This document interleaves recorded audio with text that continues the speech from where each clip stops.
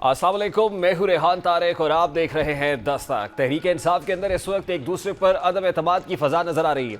ज़ाहिर है तहरीक इंसाफ में गैर यकीनी पाई जा रही है कि क्या वो अब की बार भरपूर और मौसर तरीके से एहतजाज करके अपने मतलूबा मकासद को हासिल कर सकेगी। और यही वजह है कि पार्टी के वो सीनियर रहनुमा जो अस्तीरी में हैं उनकी जानिब से खतूत लिखने का सिलसिला जारी है, जो इस बात को जाहिर कर रहा है कि शाह महमूद कुरैशी, डॉक्टर यास्मीन राशिद, एजाज चौधरी, महमूद रशीद और उमर सरफराज चीमा को पार्टी क़यादत पर यकीन नहीं रहा और उनके इस यकीन में कमी की वजह पार्टी क़यादत का उन्हें नज़रअंदाज करना भी शामिल है। फवाद चौधरी ये बात दो टोक अंदाज में कर चुके हैं कि कैद की ज़िंदगी गुजारने वाले रहनुमाओं को पार्टी की जानिब से कोई पूछने वाला नहीं है। और इससे भी बढ़कर सियासी हलकों में इस बात की भी निशानदेही की जा रही है कि पार्टी क़यादत सिर्फ बानी पीटीआई की रिहाई की बात करती है, जबकि जेल में कैद ये रहनुमा भी 2 साल से असीरी की ज़िंदगी गुजार रहे हैं, लेकिन उनकी रिहाई पर पार्टी की जानिब से कोई कदम नहीं उठाया जा रहा। यही वजह थी कि इन रहनुमाओं ने अपने पहले मुश्तरका ख़त में पार्टी को हुकूमत से मुज़ाकरात करने पर जोर दिया और अब इनकी जानिब से लिखे गए एक और मुश्तरका ख़त में हुकूमत को हदफ तनकीद बनाया गया। और आज अब इन रहनुमाओं की जानिब से एक और खुला ख़त लिखा गया है जिसमें हुकूमत से बाहर तमाम सियासी जमातों को तहरीक में शामिल होने की दावत दी गई है। यानी ये खतूत बताते हैं कि जेल में कैद रहनुमा चाहते हैं कि हुकूमत और तहरीक इंसाफ जमहूरियत की खातिर मिलकर बैठें और सियासी मसाइल का हल निकालें। और ज़ाहिर है जब सियासी मसाइल का हल निकलेगा तो फिर ही पीटीआई की मुश्किलात भी कम होंगी और उस सूरत में कैद काटने वाले रहनुमा भी जेल की सलाखों से बाहर होंगे। लेकिन बानी पीटीआई के हालिया बयान से वाज़ेह है कि वो अब हुकूमत से मुज़ाकरात नहीं करेंगे बल्कि एहतजाज की जानिब बढ़ेंगे। लेकिन इस एहतजाज में कितनी कामयाबी हासिल होती है इस हवाले से बानी पीटीआई को भी कुछ वाज़ेह नहीं है, क्योंकि बज़ाहिर ऐसा लग रहा है कि उन्हें अपनी क़यादत पर यकीन नहीं है। और यही वजह है कि बानी पीटीआई जो मौरूसी सियासत के ख़िलाफ़ हैं वो अपने साहबजादों को भी सियासत से दूर रखने का दावा करते रहे, लेकिन अब उन्हें मजबूरी में अपने दोनों बेटों कासिम और सुलेमान की ज़रूरत पड़ गई। और यही वजह है कि बानी पीटीआई के साहबजादे अब एहतजाजी तहरीक में भी शामिल होंगे। अब ये इस बात की दलील है कि बानी पीटीआई को अपनी क़यादत पर उतना यकीन नहीं रहा, इसलिए उनके पास अब यही वाहिद ऑप्शन बची है कि वो तहरीक इंसाफ को कामयाब बनाने के लिए अपने साहबजादों को सियासी मैदान में उतारें। अब अगर तहरीक इंसाफ एहतजाजी तहरीक चलाती है और अगर हालात इस बार फिर कशीदा होते हैं तो मुमकिन है कासिम और सुलेमान के लिए भी मुश्किल खड़ी हो जाए, क्योंकि हुकूमत ने इस हवाले से अपना इरादा जाहिर कर दिया है। अल्लाह कहते हैं कि कासिम और सुलेमान को एहतजाजी तहरीक चलने की सूरत में गिरफ्तार किया जा सकता है। अगर कासिम और सुलेमान को गिरफ्तार किया जाता है तो यकीनी तौर पर हुकूमत और तहरीक इंसाफ में कशीदगी बढ़ सकती है। ज़ाहिर है हुकूमत ये समझती है कि कासिम और सुलेमान को बानी पीटीआई की मर्जी से एहतजाजी तहरीक में शामिल किया जा रहा है, जिसका मतलब ये हो सकता है कि बानी पीटीआई अपने साहबजादों के जरिए एहतजाज में हुकूमत के लिए मुश्किलात खड़ी कर सकते हैं। यानी अगर कासिम और सुलेमान कानून को अपने हाथों में लेते हैं तो फिर उस सूरत में हुकूमत हरकत में आ सकती है। जबकि दूसरी जानिब सलमान अकरम राजा कासिम और सुलेमान की मुमकिन गिरफ्तारी पर अपना रद्दमल देते हुए कहते हैं कि सलमान और कासिम को गिरफ्तार के बाद बड़ी गलती करेगी। मुमकिन है हुकूमत का कासिम और सलमान की गिरफ्तारी का इंदिया महज सियासी बयानबाजी हो, क्योंकि हुकूमत भी जानती है कि ऐसे मौके पर कोई गलती की गुंजाइश नहीं होती, लेकिन हुकूमत ये समझती है कि तहरीक इंसाफ फिर से हंगामा बपा कर सकती है, इसलिए वो तहरीक इंसाफ को खबरदार कर रही है। अब सवाल यह है कि जब तहरीक इंसाफ में इत्तेहाद नहीं, जब एक दूसरे को मशकूक निगाहों से देखा जा रहा है, ऐसे में एहतजाजी तहरीक कैसे कामयाब बन सकती है? क्योंकि अगर तहरीक इंसाफ ने एक बार फिर एहतजाजी तहरीक शुरू कर दी तो फिर इसके पास वापसी की कोई गुंजाइश नहीं होगी। और अब जो तहरीक इंसाफ का एहतजाज का लाहेअमल सामने आया है उसमें इस्लामाबाद की जानिब पड़ाव डालना शामिल नहीं है, बल्कि मीडिया रिपोर्ट्स के मुताबिक बानी पीटीआई की हिदायत पर तहरीक इंसाफ ने एहतजाज का जो प्लान फाइनल किया है उसके मुताबिक पीटीआई ने इस्लामाबाद की बजाय हर सूबाई हल्के में एहतजाज का फैसला किया है। ज़राए के मुताबिक एहतजाज एमपीए लीड करेंगे, जबकि मकामी क़यादत और एमएनए से सपोर्ट हासिल होगी। ज़राए के मुताबिक पीटीआई की सियासी कमेटी ने भी हतमी प्लान की मंजूरी दे दी है। सियासी कमेटी ने तमाम तर क़यादत और एमपीएस को मकामी सतह पर मुतहर्रिक होने की हिदायत की है। अब सवाल यह है कि क्या तहरीक इंसाफ के सूबे की क़यादत अपने अपने सूबों में मौसर एहतजाजी तहरीक चला सकेगी? गौरतलब बात यह है कि इस बार तहरीक इंसाफ के एहतजाज के लाहेअमल में इस्लामाबाद की तरफ पेशकदमी करना शामिल नहीं है। शायद तहरीक इंसाफ ये समझ चुकी है कि शहर इक़्तिदार में एहतजाज करने की सूरत में हुकूमत की जानिब से शदीद मज़ाहमत की जाएगी। अब सारी सूरत हाल को देखने के बाद ये कहा जा सकता है कि तहरीक इंसाफ का एहतजाज का मनसूबा अब भी अधूरा है, मुकम्मल दिखाई नहीं देता। ऐसी सूरत में बज़ाहिर मुश्किल नज़र आता है कि तहरीक इंसाफ इस एहतजाज के नतीजे में हुकूमत पर अपना दबाव बढ़ाने में कामयाब हो सके। यही वजह है कि साबिक़ वज़ीर आला पंजाब परवेज़ इलाही कह रहे हैं मत के बाद मफामत होती है, तो ऐसे में मफामत ही बेहतर है। सवाल ये है कि अगर तहरीक इंसाफ इस बार मज़ाहमत के नतीजे में फिर नाकाम होती है तो क्या उस सूरत में तहरीक इंसाफ से कोई मफामत करने पर आमादा होगा? क्योंकि अभी तो हुकूमत मुज़ाकरात की पेशकश कर रही है, कहीं ऐसा ना हो कि बाद में ये मौका भी हाथ से चला जाए, ये मौका भी गवा दिया जाए। उस सूरत में तहरीक इंसाफ के हालात मजीद पेचीदा और मुश्किल हो जाएंगे। इस सारे मामले पर बात करेंगे। इस वक्त सीनियर सहाफ़ी तज्ज़ियाकार मुज़म्मिल सौरवर्दी साहब ने भी ज्वाइन किया है। अस्सलाम वालेकुम मुज़म्मिल सौरवर्दी साहब, बहुत बहुत शुक्रिया आपके वक्त के लिए। सबसे पहले तो पाकिस्तान तहरीक इंसाफ की जानिब से इस वक्त एहतजाज की कॉल ये बेखुदी बेसबब है या किसी क्लू पर एहतजाज हो रहा है? क्योंकि कासिम और सुलेमान को के पाकिस्तान आने के हवाले से भी खबरें हैं, पहले अमेरिका जाएंगे फिर पाकिस्तान, फिर हुकूमत भी इस पर रिस्पॉन्ड कर रही है।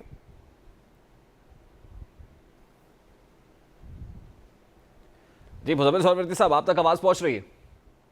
मुज़म्मिल साहब से रब्ता करने की कोशिश करेंगे, सीधे साहब ही तजिया करना ज्वाइन करेंगे। अबू सलमान न्याजी साहब भी हमारे साथ मौजूद होंगे, लेकिन पाकिस्तान तहरीक इंसाफ लगता यह है कि अंदरूनी तौर पर ही तकसीम का शिकार है। पाकिस्तान तहरीक इंसाफ के कुछ रहनुमा चाहते हैं कि मुज़ाकरात हों, अक्रॉस द टेबल बैठ के बात हो, और कुछ का ख्याल ये है कि नहीं, मज़ाहमत से ही रास्ता निकलेगा, सड़कों पर आना पड़ेगा, एहतजाज ज़रूरी है, लेकिन एहतजाज करेगा कौन?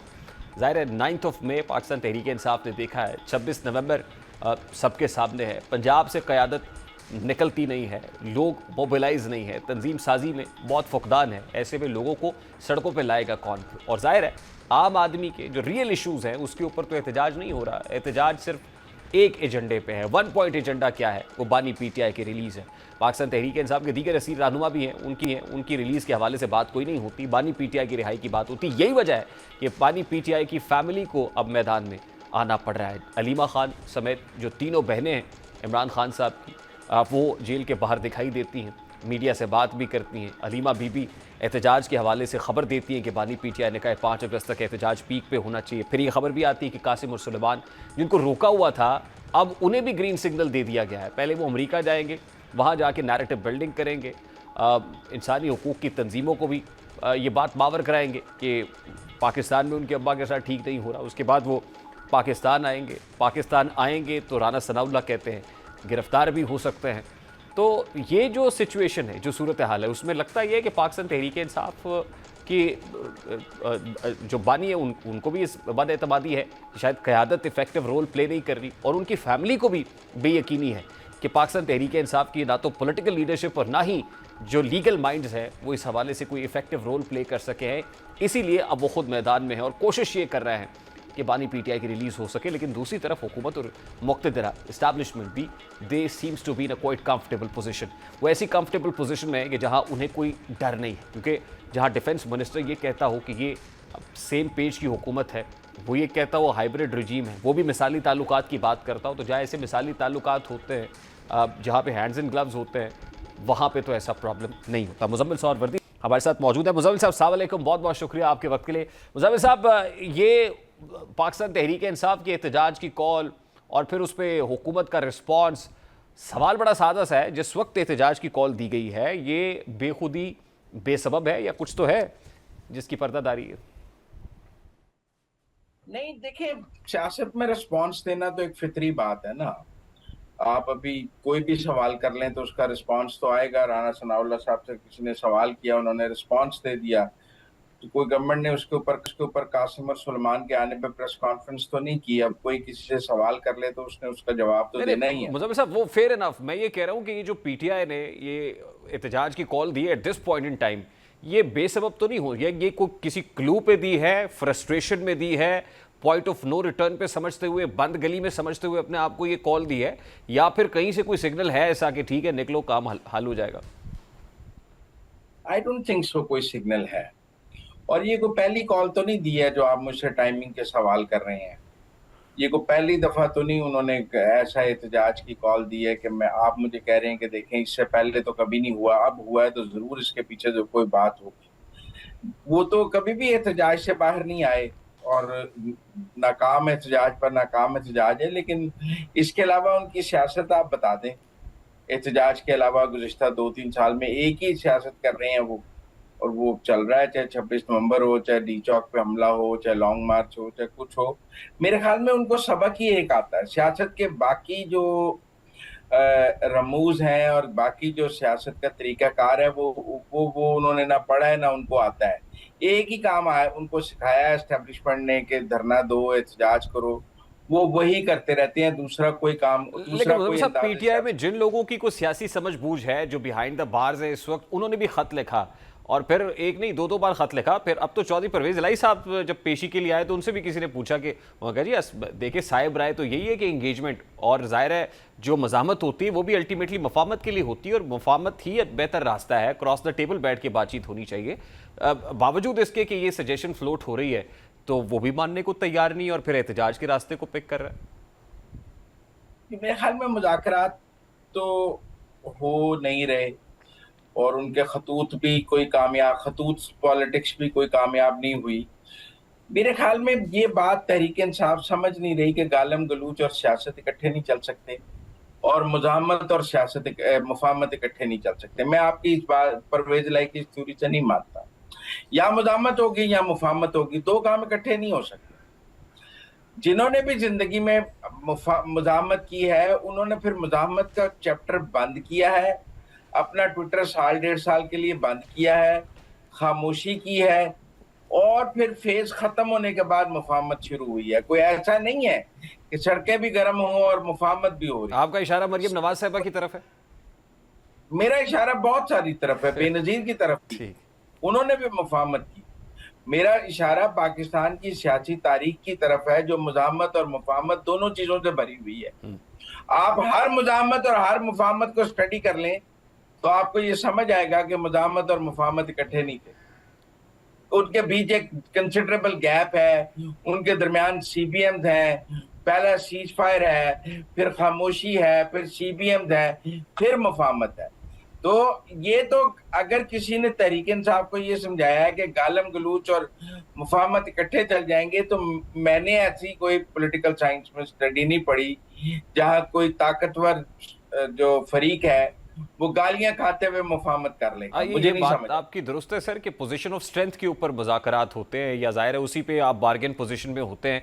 तो पीटीआई इस वक्त उस बार्गेनिंग पोजीशन में नहीं है। आप ये समझते हैं कि इस वक्त तो उतनी मज़ामत भी नहीं है, यानी हुकूमत और इस्टेब्लिशमेंट मुक़्तदिर हल्के भी कंफर्टेबल पोजीशन में है इस वक्त। तो फिर कहने वालों ने तो ये भी कहा कि जी नवाज शरीफ साहब बानी पीटीआई से को मुलाकात कर सकते हैं, या वो कोई ऐसी ऑफर लेके इमरान खान साहब के पास जाएंगे। और फिर वो तो ये भी कहते हैं कि हो सकता है ये बैकडोर राब्ता कोई ना कोई हो रहा हो, कोई बातचीत चल रही हो, और उसी का नतीजा है कि पाकिस्तान तहरीक इंसाफ ये कॉल दे रही।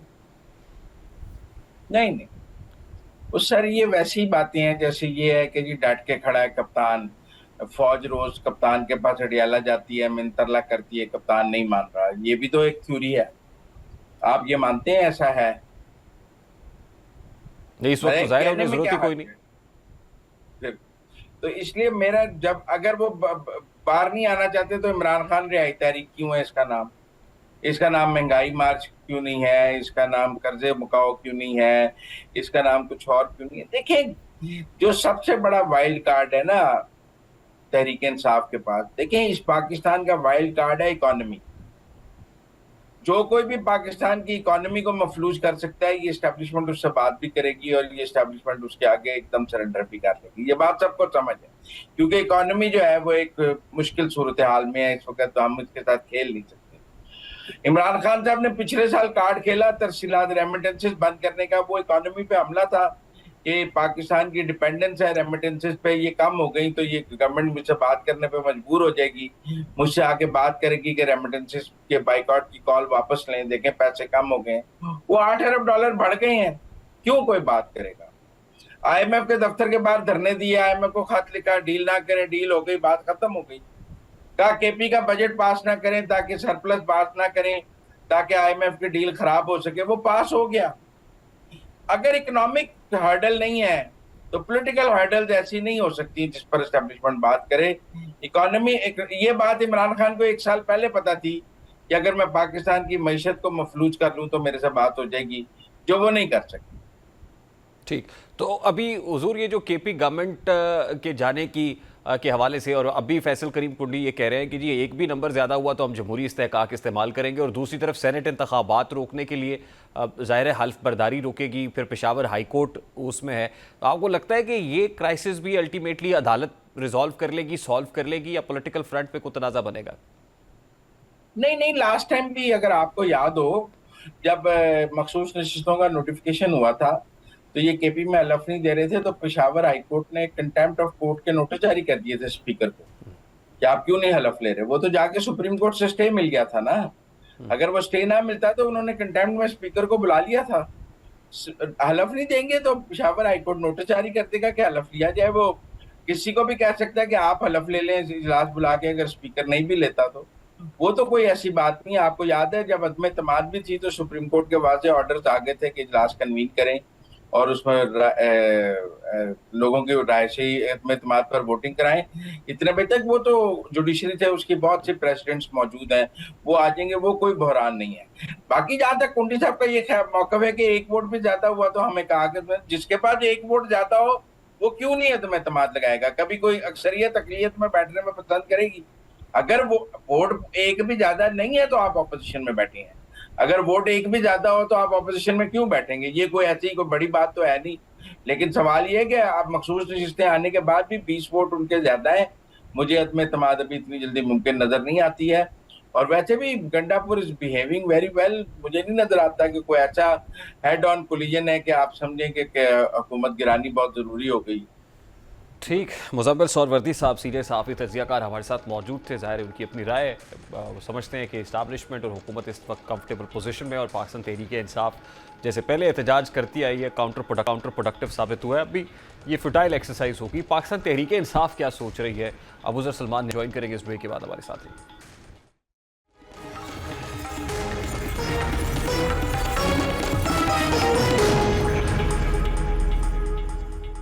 इस वक्त पाकिस्तान तहरीक इंसाफ के वकील रहनुमा अबूज़र सलमान न्याज़ी साहब हमारे साथ मौजूद है। अस्सलाम वालेकुम न्याज़ी साहब, बहुत बहुत शुक्रिया आपके वक्त के लिए। न्याज़ी साहब, पाकिस्तान तहरीक इंसाफ के जो पॉलिटिकल ख़ास तौर पे वो लोग जो बिहाइंड द बार्स हैं, असीर रहनुमा है, उनकी जानिब से बार बार ख़त लिख के मुतनब्बे किया जा रहा है कि भाई निगोशिएशंस का जो रास्ता है वो इस्तेमाल किया जाए। फिर चौधरी परवेज़ इलाही साहब से पूछा गया, वो कहते हैं कि मफामत ही बेहतर रास्ता है। ज़ाहिर है मज़ामत होती है बट अल्टीमेटली मफामत होती है, क्रॉस द टेबल बैठ के मामलात को हल करें। तो क्या ये पेशकश मुस्तरद कर दी गई है या फिर पाकिस्तान तहरीक इंसाफ के अंदर कोई वाज़ेह डिवाइड है? कुछ लोग चाहते हैं कि नहीं निकला जाए और कुछ चाहते हैं कि नहीं बातचीत के जरिए से मामलात को हल किया जाए। तो कोई वाज़ेह तफरीक है?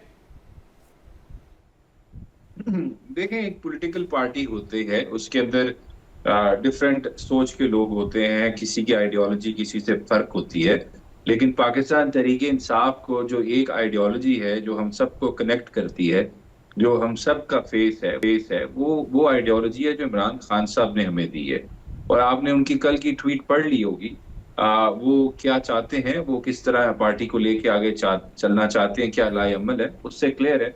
मुज़ाकरात तो एक देखिए साइड पे चीज चलती है, लेकिन मुज़ाकरात क्या मुज़ाकरात करें? आपको गवर्नमेंट की क्या सीरियसनेस नजर आ रही है मुज़ाकरात में? या जो एस्टेब्लिशमेंट है उसकी क्या सीरियसनेस नजर आ रही है? आपने मुलाकातें बंद की हैं, फैमिली को मिलने नहीं देते, आपने सॉलिटरी कन्फाइनमेंट की है, बेसिक फैसिलिटी से डिप्राइव किया है, मियाँ बीवी को मिलने नहीं दे रहे, और क्या आपकी अपनी हरकतें ही बता रही हैं कि आप जुल्म करना चाहते हैं, आप आइन को पामाल करना चाहते हैं, कानून को पामाल करना चाहते हैं। लेकिन न्याय साहब, एक ऐसे वक्त में जब तंजीम साजी का फुकदान है, पंजाब के अंदर लोग उस तरीके से स्ट्रक्चर्ड नहीं है, केपी के अंदर गवर्नमेंट खुद एक ऐसे दहाने पर खड़ी हुई है कि अभी नंबर गेम वहां पे जोड़ तोड़ उरूज पर है, ऐसे में कोई भी एहतजाज इफेक्टिव हो सकता है सर? देखिए, पहली बात बता दूं, केपी में कोई ऐसी नंबर गेम ऐसे वैसे नहीं है, ये सिर्फ चाहे मगोइयां हैं, खबर फैलाई जाती है इस तरह की। नंबर्स पूरे हैं, ऑलमोस्ट 95% मेजोरिटी है वहां पे हमारे पास। तो मुझे केपी में कुछ ऐसा नजर नहीं आता। जहां तक पंजाब की बात है, नॉर्थ पंजाब, साउथ पंजाब, सारी तंजीमें एग्जिस्ट करती है। मैं आपको अभी भी बताता हूँ, अगर ये कहा जाता है पंजाब में लोग नहीं निकलते, तो इसमें बहुत बड़ा जो इसमें रोल होता है वो इस हुकूमत वक्त का है। उसके अंदर देखें, आप लोग एहतजाज करते हैं, लोग बाहर आके अपने फंडामेंटल राइट्स एक्सरसाइज करते हैं, बोलते हैं, डिसेंट को प्रेजेंट करते हैं ऐसी जगहों पे जहां पे कोई थोड़ी बहुत जमहूरियत हो। यहाँ पे जमहूरियत तो है नहीं, यहाँ पे तो फस्तायत है, कोई बुनियादी हुकूक तो सस्पेंडेड है। जो अगर कोई एक शख्स निकलता है बाहर, लोगों को इकट्ठा करना चाहता है, तो होता क्या है, उसके घर पे छापा मारा जाता है, उसकी बहनों को उठाया जाता है, माओ को उठाया जाता है, उन पर तशद्दुद किया जाता है। तो यहाँ पे तो राय जी फस्तायत है। रोज पंजाब में मैं सुनता हूँ, आज इतने एनकाउंटर हो गए, इतने लोग, सीसीडी बड़ा अच्छा काम कर रहा है, हम तो एक एनकाउंटर स्टेट बन गए हैं पंजाब के अंदर। सर, आपके इस आर्गुमेंट को ले लें तो लोग तो फिर डरे हुए हैं ना। आपको लगता है लोग इस सिचुएशन में सड़कों पे होंगे, आपके साथ प्रोटेस्ट कर रहे होंगे, एहतजाज कर रहे होंगे एक ऐसे वक्त में जब 9 मई देखा है लोगों ने, 26 नवंबर देखा है, तो क्या लोग निकलेंगे? ऐसी सिचुएशन जब होती है, जब हुकूमत के हथकंडे जो होते हैं वो फस्तायत से भरे हुए होते हैं, तो उसमें आपको प्रोटेक्ट क्या करता है? आपको प्रोटेक्ट करती है जमहूरियत। जमहूरियत में कौन सा आपको पिलर प्रोटेक्ट करता है स्टेट का, वो है जुडिशरी।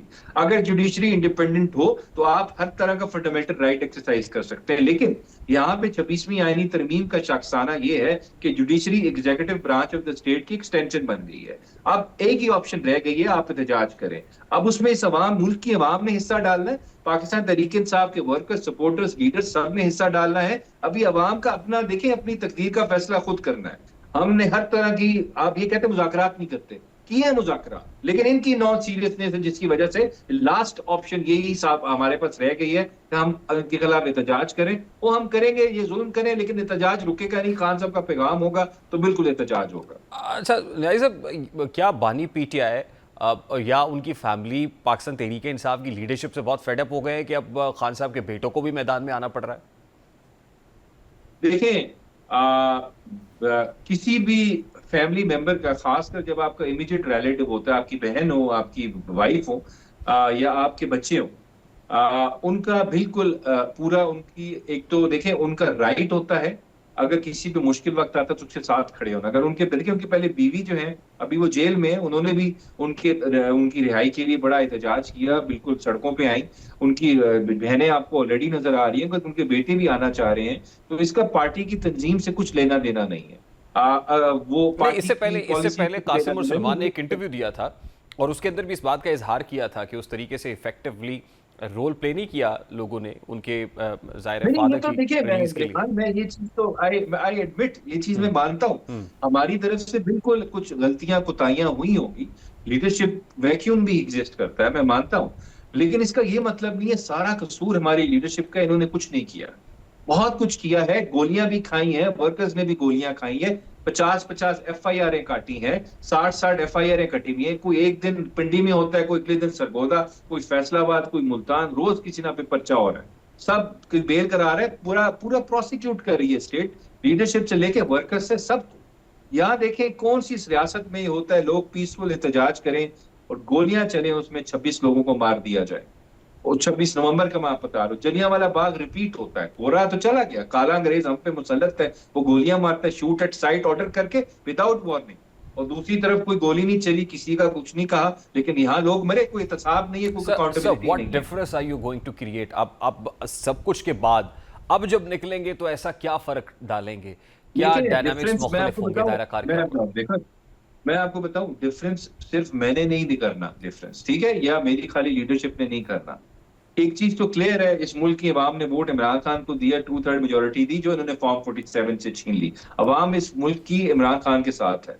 अगर इस मुल्क की अवाम जो है वो चाहती है इस मुल्क की तकदीर बदले, हकीकी जमहूरी लीडर हो, यहाँ पे सिविलियन सुप्रीमेसी हो, जमहूरियत बहाल हो, बुनियादी हुकूक बहाल हो, रूल ऑफ लॉ बहाल हो, और उनका लीडर जो जेल में है वो बाहर है, अब वो फ्री हो, वो इस फस्ताई निजाम का खात्मा हो, तो मेरे ख्याल से अवाम को निकलना पड़ेगा। हम अपील भी करेंगे, मोबिलाइज भी करेंगे, और पहले से जो कोशिश की थी उससे ज्यादा एफर्ट करेंगे।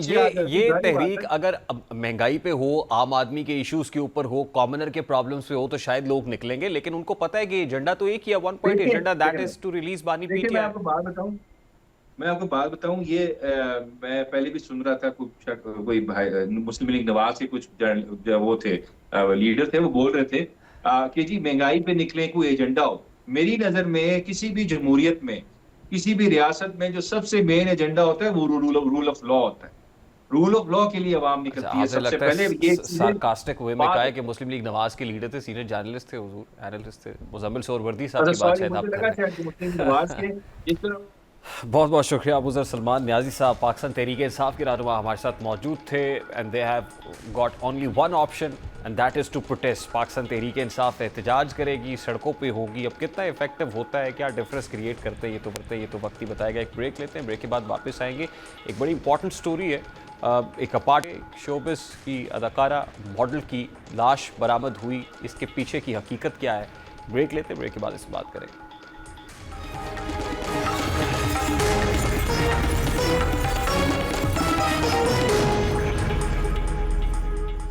शोबिस इंडस्ट्री का मंजर बाज़ाहिर जितना चमकदार नजर आता है, इसके पर्दे के पीछे खामोश तकलीफदेह हकीकत छुपी हुई होती है, जैसा कि जहनी दबाव, तन्हाई और अनजाने खौफ, जगमगाती रोशनियों और कैमरों की चकाचौंध में ये तमाम दर्द अक्सर नज़रों से ओझल रहते हैं। लेकिन हकीकत में ये कई फनकारों की ज़िंदगी का हिस्सा बन चुके हैं। अब जैसा कि हाल ही में अदाकारा हुमैरा असगर की फ्लैट से कई दिन पुरानी लाश मिलने की खबर ने शोबिस की इस अंधेरी हकीकत को एक बार फिर सबके सामने ला खड़ा किया है। ये सिर्फ एक अफसोसनाक खबर नहीं, बल्कि इंडस्ट्री में मौजूद हर अदाकार, हर मॉडल और हर उस नौजवान की खामोश चीख है जो अपनी जगह बनाने की जद्दोजहद में जहनी अजियत का शिकार है। ये वो लोग हैं जो दिन भर कैमरों के सामने मुस्कुराते हैं, खुशी बांटते हैं, लेकिन रात की तारीकी में तन्हाई और बेबसी की चादर ओढ़ कर सिसक जाते हैं। आम तासुर ये है कि फ़नकार हसास होता है, लेकिन ये हसासियत जब सहारा ना हासिल कर सके तो अक्सर खामोशी से मौत में ढल जाती है। शोबिज़ इंडस्ट्री में कामयाबी की कीमत सिर्फ मेहनत नहीं, अक्सर जहनी सुकून भी होती है। काम की गैर यकीनी सूरत हाल, सोशल मीडिया का बेरहम दबाव, लोगों की तनकीद और ज़ाती तन्हाई जैसे मसाइल इन चेहरों के मुस्तकिल साथी हैं। लेकिन पर्दे के उस पार कोई ये सब देख नहीं पाता, क्योंकि फ़नकार के चेहरे पर मेकअप होता है, आंखों में अदाकारी। ये सिर्फ एक फ़र्द का अलमिया नहीं, ये पूरे निज़ाम की खामोशी नाकामी है। सवाल ये है कि कब हम इस हकीकत को तस्लीम करेंगे, कब हम इन फ़नकारों की अनकही बातों को सुनेंगे, कब हम समझेंगे कि सिर्फ शोहरत, कैमरे और सितारों की चमक काफ़ी नहीं, किसी को सुनने वाला, सहारा देने वाला और दिल से महसूस करने वाला होना भी ज़रूरी है। अब अदाकार की और अदाकारा की पुरस्कार मौत के हवाले से तहकीकात भी जारी हैं। पुलिस के मुताबिक मरहुमा के मोबाइल फ़ोन का डेटा भी हासिल कर लिया गया है। मौत की असल वजह केमिकल एग्जामिनेशन रिपोर्ट आने पर सामने आएगी। इब्तदाई मालूमात के मुताबिक अदाकारा नशावर अशिया का इस्तेमाल भी करती थी, ताहम पुलिस के मुताबिक इब्तदाई तौर पर खातून की मौत तिब्बी मालूम होती है और इब्तदाई रिपोर्ट के मुताबिक अदाकारा के जिस्म पर तशद्दुद के निशानात भी नहीं मिले, जबकि अदाकारा की पड़ोसन का कहना है कि हुमैरा असगर का बिल्डिंग के दीगर अफराद से ज़्यादा मिलना जुलना नहीं था। अब सवाल यह है कि अगर अदाकारा का दीगर अफराद से मिलना जुलना कम था तो कम से कम घर के अफराद से तो उनका रब्ता होना चाहिए था, जबकि अदाकारा ने अपने एक इंटरव्यू में कहा था कि उनका अपनी फैमिली से रब्ता रहता है, उनकी फैमिली को पता होता है कि वो कहाँ पर मौजूद है। एक वाक़या है, लेकिन सवालात बहुत सारे हैं। यकीनन तहकीकात में इन सवालों का जवाब मिल सकेगा। एक ब्रेक लेते हैं, ब्रेक के बाद वापस आते हैं।